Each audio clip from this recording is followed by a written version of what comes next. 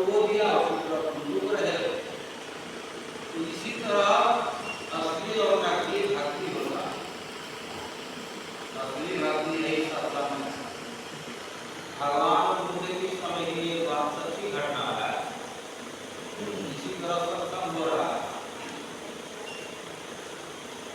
और वह 3 व्यक्ति से पति पत्नी एक पुरुष 8 साल का। वह आए, पति भी प्रणाम किए भगवान को, उसको आशीर्वाद दे दिया कि मैंने जीवन आपका सुंदर है। पत्नी आई, वो भी प्रणाम किए, उनको भी आशीर्वाद दे दिया भागवती हो कि तुम्हारा सुहाग अटल है। बच्चा को आगे तुम ही जाकर के प्रणाम। बच्चा जब प्रणाम करने गया तो भगवान को कुछ नहीं कहा। भगवान को साधारण महात्मा नहीं थे, गुरु नहीं थे, तो साक्षात भगवान ही वो संत के रूप में प्रकट हुए। वह जब उनके माता पिता का मन में शंका हो, आगे हम लोग प्रणाम किया, आशीर्वाद दिया, बच्चा को आशीर्वाद क्यों नहीं दिया? सत्संग जब समाप्त हुआ तो पति पत्नी दोनों गए भगवान बुद्ध के पास।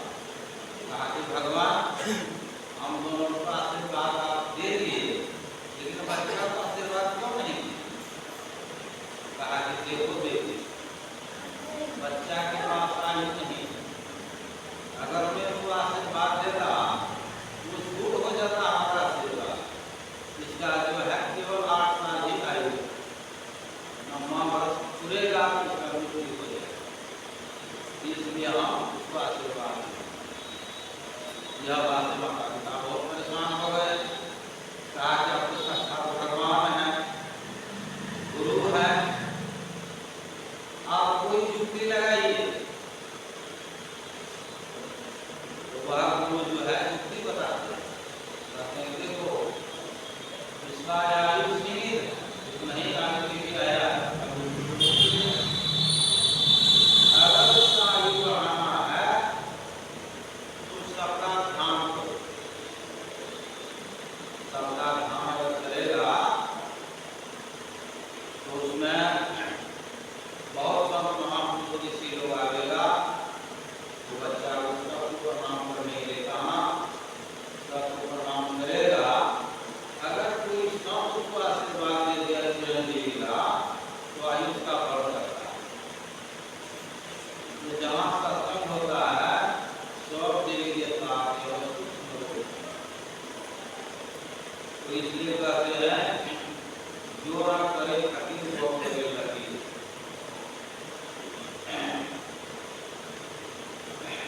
उससे आगे वाणी है, उससे आगे करते हैं कि मैंने जो काम मैंने इलाज बाकी से नहीं होता है, वो काम सब महात्माओं के दुआ से आशीर्वाद से हो जाता है। तुलसी का इलाज का संत दे देंगे। संत जो है वो फिर बदल कर सकते हैं, ब्रह्मा का लिए तो फिर बदल कर सकते हैं। तो इसका माता पिता का बहुत बड़ा चिंता हो गई और उनसे जो है कि भगवान गुरु से जो है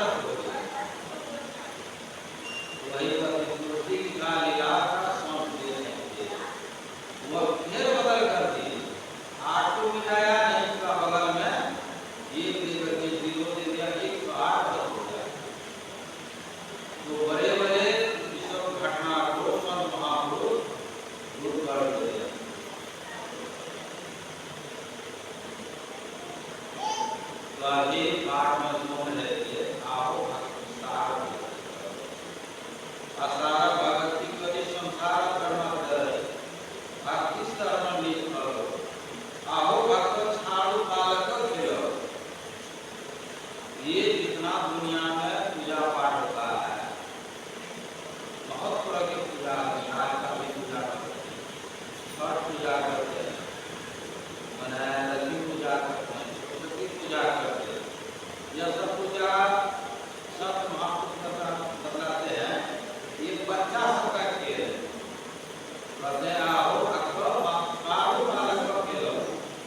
ये बच्चा वाला खेल को छोड़िए, ये भक्ति से आने में जा सकते हैं। जैसे काली माता का पूजा, पूजा गलत नहीं है,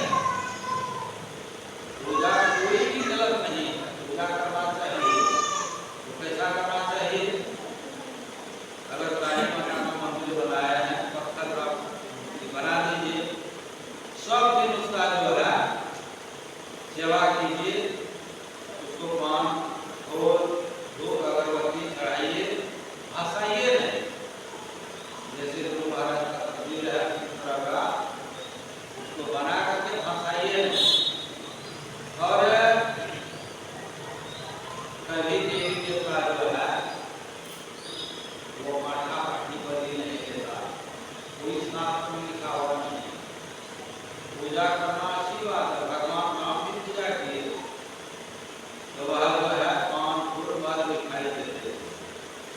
जिस समय में भगवान राम और लक्ष्मण को रावण का भाई महेरावण जो प्रसाद वगैरह करता था,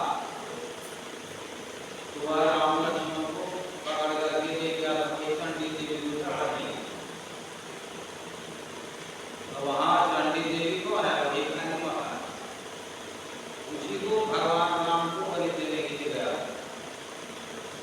तो हनुमान जी जो है जब यहाँ को जाके राम लक्ष्मण नहीं है, तब जो है वही पता हो गया। तो वहाँ मकर ध्वज वह वीर पहाड़ दे रहा। मकर ध्वज कौन था?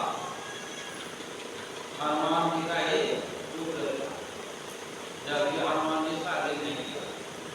पुत्र कैसे हुआ? जिस समय में लंका को जला करके पूरा शरीर में आग उसका लपेट लिया था, वही समुद्र में जाकर के वह हनुमान जी आग बुझाने के लिए गए थे। उसका शरीर से जो पसीना निकला वही मछली खा गई, मछली गर्भवती हो गई। उसी से मकर ध्वज का जन्म हुआ। वही मकर ध्वज उस पताल को पहाड़ेगा वहां पर इसे पार हुआ, लेकिन फिर भी रावण का डर था। मकर ध्वज मछली का पेट से निकला राम मकर ध्वज। तो हनुमान जी सूक्ष्म रूप धारण करके और वीर में प्रवेश कर गए और महिरावण का वध किया। और वही चंडी देवी जो है तो देवी देवता गलत नहीं होता, देवी देवता पूजा कीजिए अच्छी बात, लेकिन वो पूजा से उतना लाभ नहीं है। जैसे रामकृष्ण परमहंस जी काली माता के ठाकुर थे, जब उसका पंजाब से तोतापुरी नाम का एक संत आए थे, जब वो सत्संग सुना तो सत्संग में यही ज्ञान मिला था भक्ति के बारे में।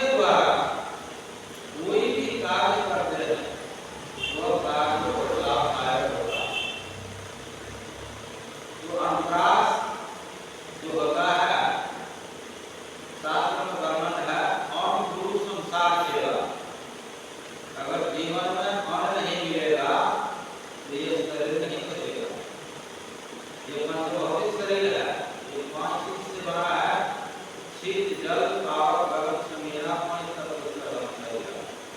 मिट्टी जल अग्नि वायु आकाश में पांचों से सृष्टि निर्माण हुआ। ये पांचों चीज किस तरह से जरूरी है? अग्नि की भी जरूरी है, पानी की भी जरूरी है, मिट्टी तत्व की भी जरूरी है, आकाश तत्व की जरूरी है और अग्नि का भी जरूरी है। ये नहीं रहेगा तो शरीर नहीं बचेगा। मिट्टी तत्व की कमी हो जाती है तो भूख लगता है और जल तत्व की कमी हो जाती है तो प्यास लगता है। अग्नि तत्व का कमी हो जाती है तो ठंडा लगता है। तो ये पांचों से शरीर का निर्माण हुआ। ये पांचों चीज जो है ये मानव को चाहिए। तो गोस्वामी जी लिखते हैं बड़े भाग मानव का सुर दुर्लभ सब ब्रह्म नहीं गावा। जितने चराचर जीव है चार खंड के अंडर पिंडल स्थावर ये चारों खाने के मानव शरीर विशेष और तब यह मानव शरीर को क्या करना चाहिए? ईश्वर की भक्ति करना चाहिए। अगर मानव शरीर मिला है, मानव शरीर पाकर के जो ईश्वर का भक्ति नहीं किया, गुरु का शरण में नहीं गए, वो जीवन बेकार है। ये मानव शरीर छीन लेगा, आधे जोनी में चला जाएगा तो 84 लाख जोनी में खत्म करते रहेगा। इसलिए मानव शरीर की बहुत मान्यता है। मनुष्य का दुर्लभ है बहुत बारंबार सर्वसिद्ध का गणित निर्णय उपमा दिया है वृक्ष का। जिस तरह गाछ में पुराना शास्त्र खड़ जाता है दोबारा पर नहीं लगता, उसी तरह ये मानव शरीर है। ये जब टूट जाएगा तो दोबारा मानव शरीर मिलने वाला नहीं है। यह मिलेगा कैसे? गुरु महाराज बताते हैं कि आप ईश्वर का भक्ति कीजिए, जीवन में गुरु धारण कीजिए। गुरु के बताए हुए जो वचन पर जो चलेगा उसी को प्राप्त के लिए शरीर मिलेगा। नहीं बहुत आदमी हम देखते हैं दीक्षा ले लिए, गुरु से वचन भेद ले लिए, वो मंदिर नहीं आता, वो सत्संग नहीं करता, वो ध्यान नहीं करता। गुरु जो 5 पाप से बचने के लिए कहा है, क्रोध, चोरी, नशा, हिंसा, व्यभिचार, ये पांचों पाप को करते रहता है। तो वह मंत्र जो दिया है वो बीज रहेगा, वो बीज सड़ जाएगा, वो गाछ नहीं आएगा।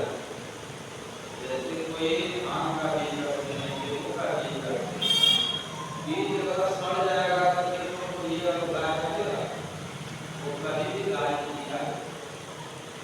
तो बचा करके रखिए। बचाना क्या है? जो गुरु जी बता दिए हैं, कम से कम गिरस्ता प्राप्त 3 टाइम काम जरूरी। सवेरे मुँह हाथ धो करके आप ध्यान कर लीजिए।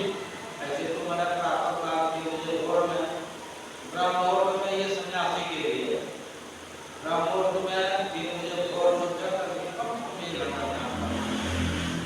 और उसके बाद फिर विश्राम राम मुँह हाथ धो करके कीजिए, पाठ कीजिए और उसके बाद जो काम धंधा है अपना कीजिए।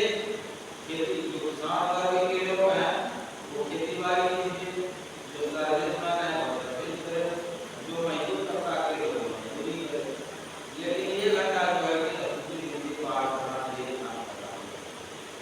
सन्यासी के लिए जो बहुत कठिन समय है उसको तो खेती उसका यही सत्संग, ध्यान और भजन, यही 3 काम। सत्संग करना, ध्यान करना, भजन करना। विश्राम के लिए परिवार में रहकर भी बहुत बड़े-बड़े संत हुए, जिसमें भी पहले जैसे वशिष्ठ जी हुए, विश्वामित्र मुनि हुए, गौतम ऋषि हुए, ये सब जो हुए माने अग्नि मुनि हुए और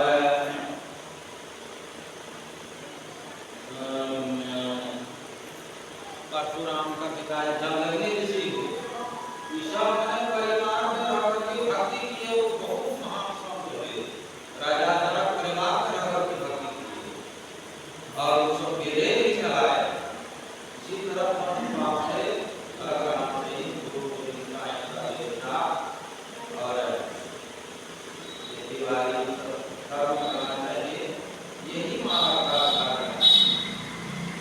तो जिस बच्चे के राष्ट्र लक्ष्मी अवतरण हो रहा है, तो गुरु महाराज से निवेदन है कि आपका चरण शरण में आए हैं, हक जान करके गुरुदेव से मेरा निवेदन है कि इस बच्चे का कुछ परेशानी है, अगर दूर हो जाए तो बहुत खुशी आनंद की बात है। और तो हमारे निवेदन है बच्चे के जीवन मंगलमय आप सुधारिए। और ये लोग आए हैं, सब कोई